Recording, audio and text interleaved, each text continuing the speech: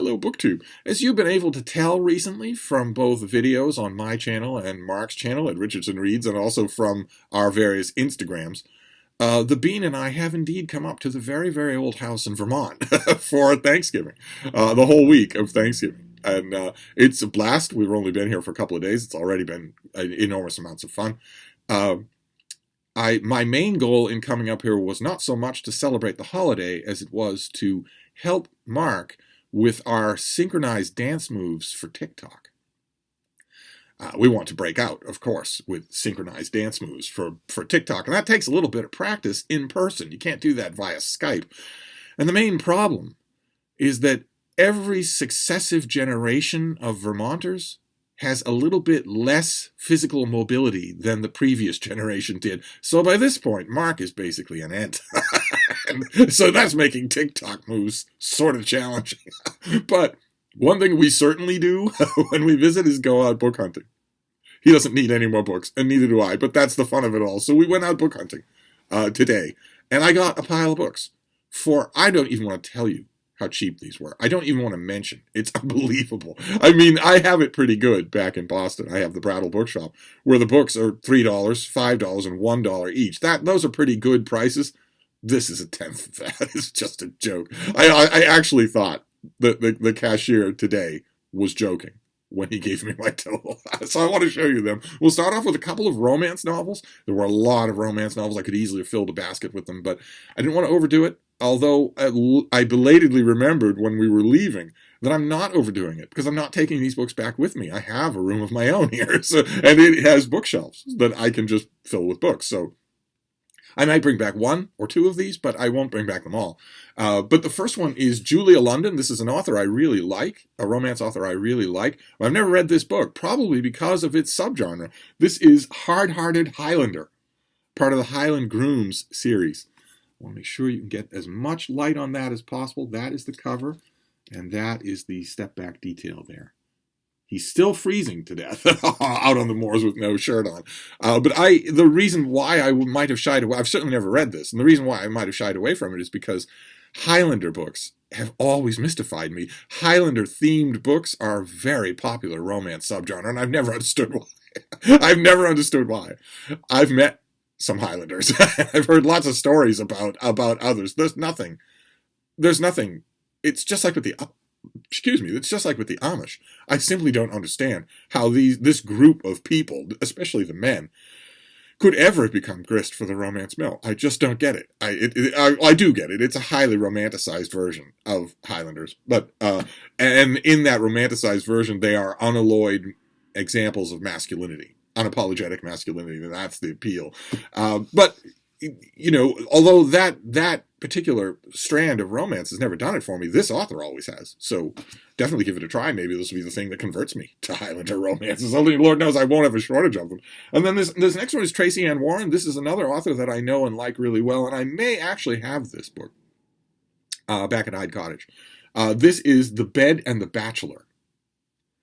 And once again, I want to get the light on it as well as I can. That is the cover. And there is the step back. He is not wearing red boxer shorts. They did not have red boxer shorts in Regency, London. He's just got the sheet draped over him. But this also sounds really good and much more up my alley. This is just a straightforward Regency romance of the modern kind, where the characters are flinging their clothes off on page 20. And this is the Lord Drake Byron had no time in his busy life to worry about taking a wife. He is more interested in the unbreakable code he has developed to defeat Napoleon's forces. Little does he know that the irresistibly lovely new housekeeper he's hired is really a French secret agent. So 2 romance novels to get us started. Then a mass market paperback, a vintage mass market paperback of a book I love. I have read it 80 million times, but I confess this is my favorite edition of my favorite P.G. Wodehouse novel. This is The Code of the Worcesters. With a J.C. Leyendecker cover. That cover just coincidentally looks like Jeeves and Wooster.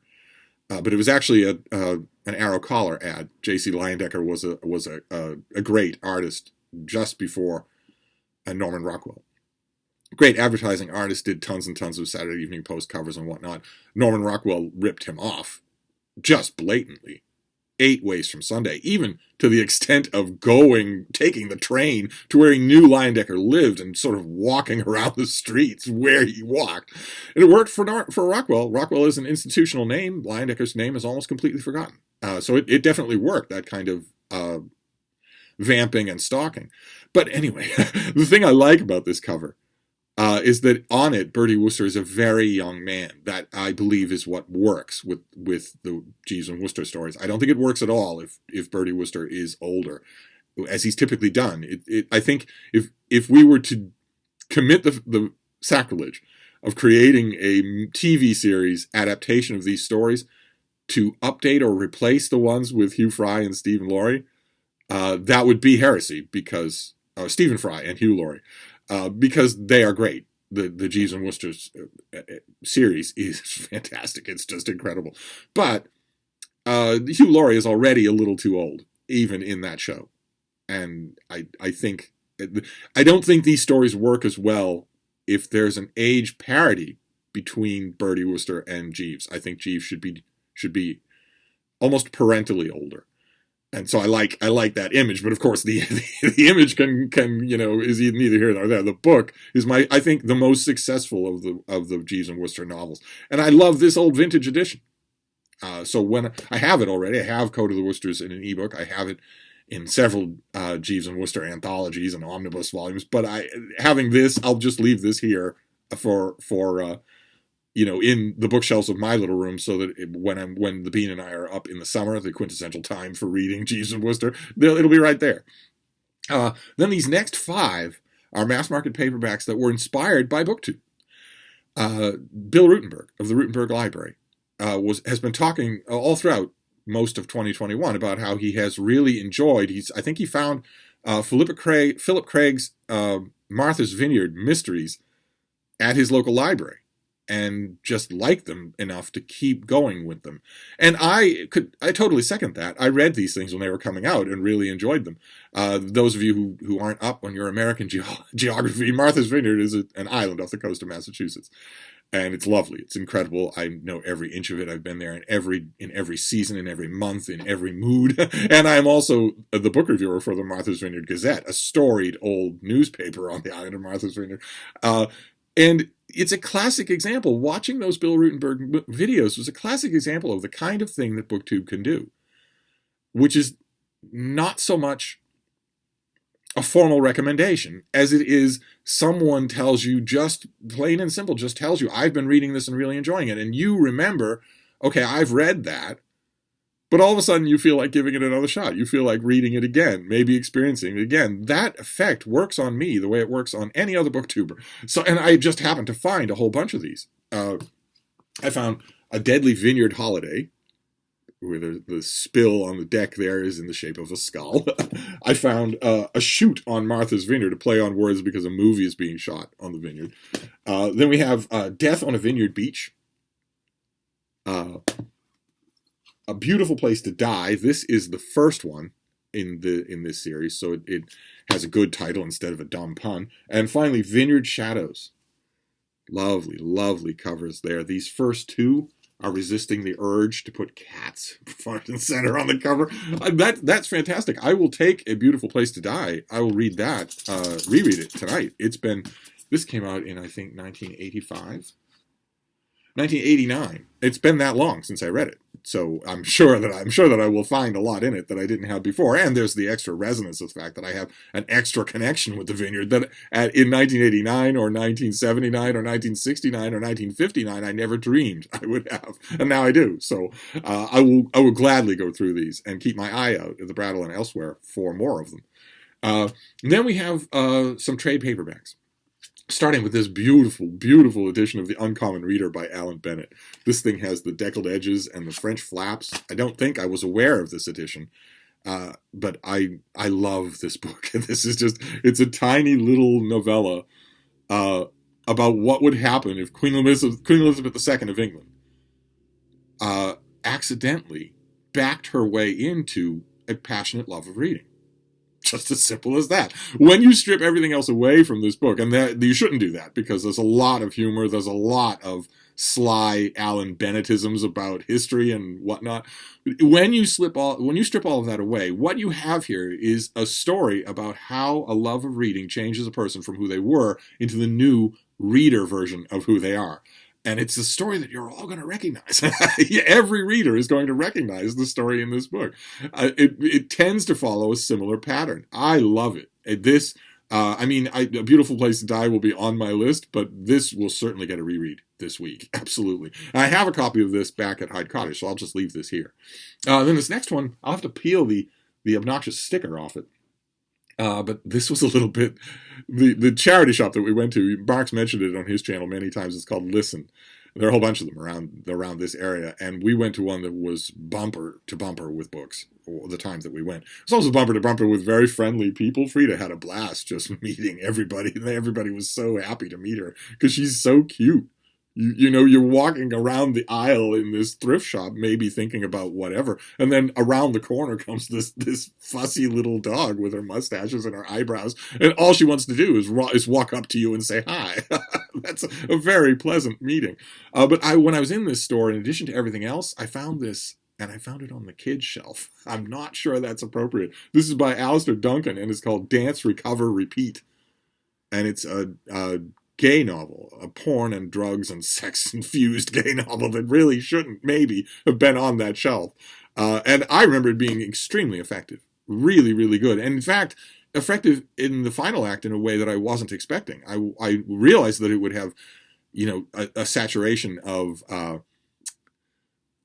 hep call-outs to dance culture and club culture and whatnot, but I didn't expect the gut punch of an emotional gut punch that happens at the end of the book. I'm looking forward to rereading it and see, how effective that is the second time around. And this next one will also be a reread. A lot of these are rereads. Most of them are rereads. This is the movie cover version of David Sheff's book, Beautiful Boy. There you have Timothy Chalamet on the cover. Instead of the author and his son, you have the Steve Carell and Timothy Chalamet. I don't at all recommend the movie. Not in the slightest. Carell is okay.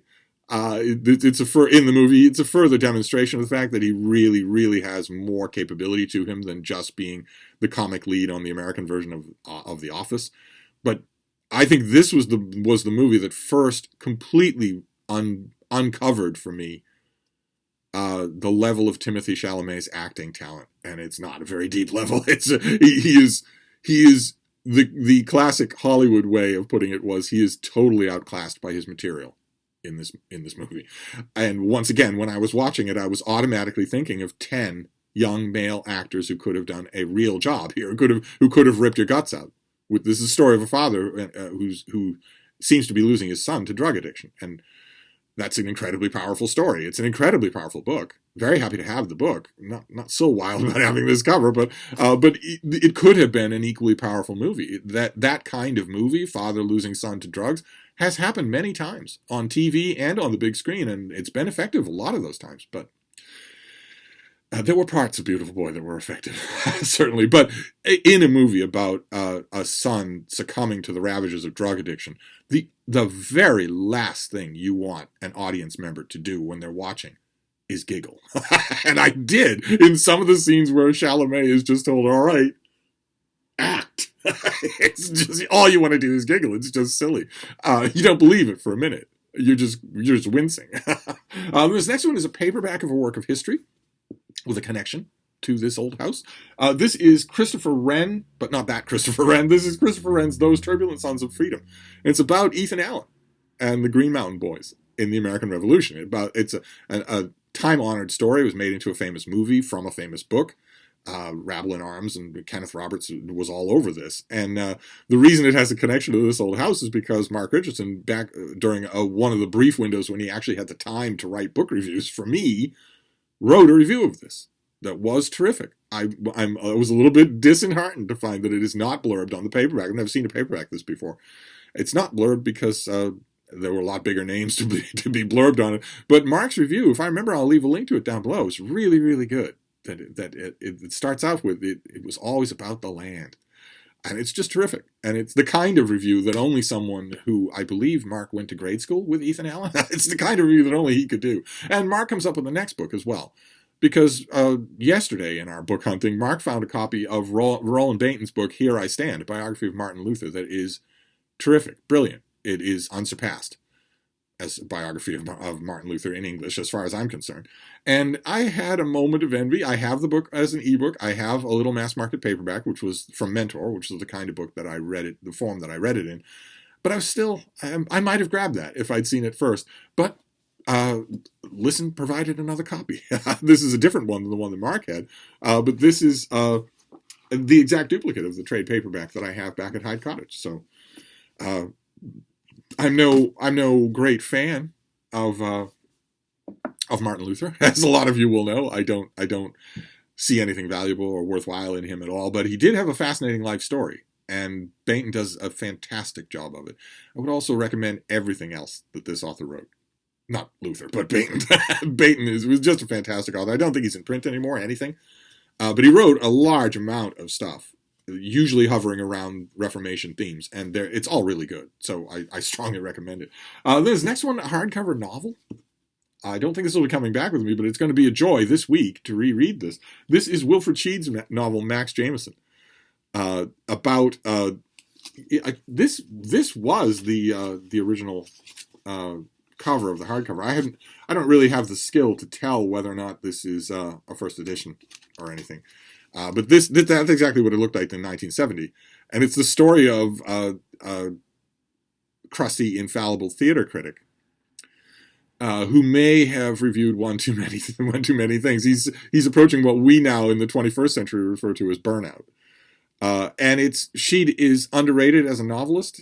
I think because he's so well known as a nonfiction writer, as a writer of occasional nonfiction, that I think people sell his novels short, and that's a shame because they're really good. They're very, very smart, and sometimes moving. I seem to remember that Max Jameson is moving, but I haven't read this in many decades, so happy to do it again. And who knows, maybe this is a sign that I will start to encounter other Wilfred Sheed books. That would be great. And then we'll finish up with two Doorstops. Two Doorstops. But keep in mind, these things were like 10 cents each. So and we had the big red truck. So not only was I not out any kind of money, but I also wasn't lugging these things around. The truck was doing the work. The first Doorstop is part of Robert Caro's multi-volume biography of Lyndon Johnson. I have Master of the Senate back at Hyde Cottage. A brilliant study, not just of Johnson when he was the leader of the Senate, but also of American governance for the whole quarter of a century on either side of that time. Just amazing parade of personalities. Big 1,000-page whopper of a book that is a great volume on Lyndon Johnson. I would argue that you don't really need to know much about Johnson other than what's in that volume, including his presidency. Which is heavily foreshadowed there. But it's a great study of American government, American politics, American history of the 20th century anyway. And I found today in perfect condition and with one of these plastic library covers, the earlier volume, Passage to Power. Fantastic, just fantastic. So this follows Lyndon Johnson through both the most frustrating and most triumphant period of his career from 1958 to 1964, and drops him off right at the doorstep of the presidency. Just great. Fantastic. Haven't read it in a long time. I have bad news for those of you out there, you dude bros out there who think that Caro is going to finish this series. He most certainly is not going to finish this series. Somebody might. I'm sure he has a whole warehouse full of notes and primary materials that somebody could whip into a book, but it won't be him. And then the last one will be known to all of you. It's another biography, but it's a famous biography. They don't get much more famous in the 21st century. This is Ron Chernow's big book on Alexander Hamilton, which I don't have here, and I'm not 100% sure that I still have a copy back at Hyde Cottage. It could very well be that I gave this away to somebody. I see it regularly enough so that if somebody who doesn't see regular old books wants it, then I would tend to send it away. But I found it, and Caro and Chernow are both fantastic at their heart. Although the jury was out on Chernow for a while for me. I read Hamilton and loved it like everybody else. And then I read his biography of Washington, which is awful. Just awful. It's just horrible from beginning to end. And I thought, okay, so which is the fluke? Is it Hamilton or was it Washington? I'll need another big doorstop, one-word American icon biography to know, and maybe he'll never write another one, but he did. He wrote a 1,000-page book on Ulysses S. Grant. That was brilliant. It was every bit as good as this book. So I am now okay with saying that Chernow's problem was the problem that so many biographers have, which is just that he can't get around hero worship of Washington. Not that his Hamilton book was just a fluke. so there you go. We'll do a Steve pyramid here in this little room. We have Ron Chernow's biography of Alexander Hamilton, a great book. We have Caro's book, The Passage to Power, about Lyndon Johnson, also a great book. But I don't know, it's not the same thing. The Alexander Hamilton book is a whole story. It's beginning to end. You'd have to be really interested in Lyndon Johnson, maybe unhealthily interested in Lyndon Johnson to read this thing. Then we have Max Jameson by Wilfred Sheet, a novel of his about the literary world that he knew so well. We have Here I Stand by Roland Bainton, a biography of Martin Luther, the best biography of Martin Luther. We have Those Turbulent Sons of Freedom, which I found, a musket shot away from where Ethan Allen almost certainly crossed the ground that chop is on at some point. Then Beautiful Boy, with the movie cover, about a drug-addicted son, a very moving story.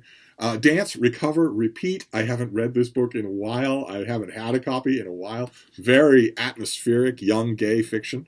The Uncommon Reader by Alan Bennett, about what would happen if the Queen started falling in love with reading, maybe to the dereliction of her other duties.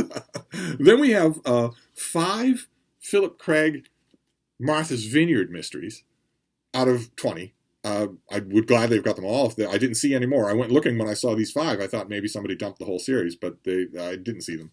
Then The Code of the Woosters, with this great old cover. And finally, 2 romances. One Regency and one Highlander romance. Because you always got to have a little romance, right? Let's see if we can put this safely back. There we go. So that's it. A nice big book haul here in chilly Vermont. Chilly, beautiful, wonderful Vermont. And I don't think it's the last book haul this week, so if I were you, I would prepare yourself. But anyway, I'm going to wrap this up for now, but I'll be back. Thank you, BookTube.